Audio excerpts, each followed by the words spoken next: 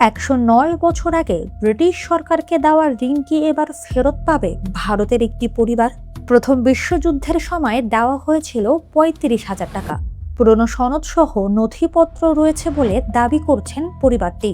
এখন সেই অর্থ সুদ সহ ফেরত পাওয়ার অপেক্ষায় রয়েছেন তারা।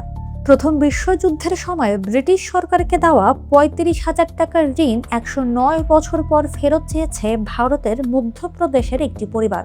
পরিবারটির দাবি, ১৯১৭ সালের ৪ জুন তাদের পূর্বপুরুষ জুম্মালাল রুঠিয়া ব্রিটিশ সরকারকে এই অর্থ ঋণ দিয়েছিলেন। এর প্রমাণ হিসেবে ওই সময়ের একটি সনদও তাদের কাছে রয়েছে।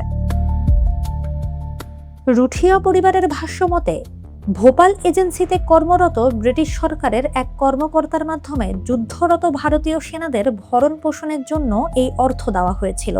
তবে এত বছরেও সেই ঋণ পরিশোধ করা হয়নি বলে দাবি পরিবারের। চলতি বছরের ফেব্রুয়ারিতে পুরনো নথিপত্র ঘাঁটতে গিয়ে ঋণের দলিলটি খুঁজে পান পরিবারের সদস্যরা।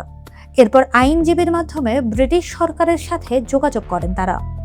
সম্প্রতি যুক্তরাজ্যের ডেট ম্যানেজমেন্ট অফিস পরিবারটির কাছে আরও নথি ও তথ্য চেয়েছে। ব্রিটিশ কর্তৃপক্ষ বিষয়টি যাচাই করছে, তবে দাবি গ্রহণ করা হবে কিনা সে বিষয়ে এখনো কোনো সিদ্ধান্ত হয়নি।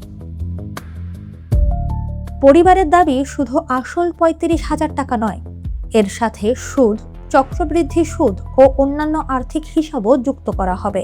ফলে ১০৯ বছর আগের এই ঋণের বর্তমান মূল্য কত দাঁড়ায় তা এখনো নির্ধারণ করা হয়নি।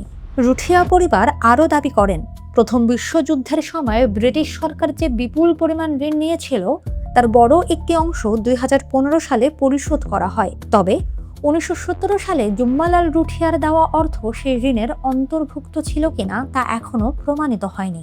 এখন ব্রিটিশ কর্তৃপক্ষের চাওয়া নথি সরবরাহ করছে পরিবারটি। যাচাইয়ে দলিলের সত্যতা এবং পরিবারের উত্তরাধিকার নিশ্চিত হলে পরবর্তী পদক্ষেপ নেওয়ার কথা জানিয়েছে তারা। পরিবারের কাছে বিষয়টি শুধু অর্থ ফেরত পাওয়ার দাবি নয়, বরং ১০৯ বছরের পুরনো পারিবারিক ঐতিহ্য ও ন্যায্য পাওনা ফিরে পাওয়ার প্রশ্ন।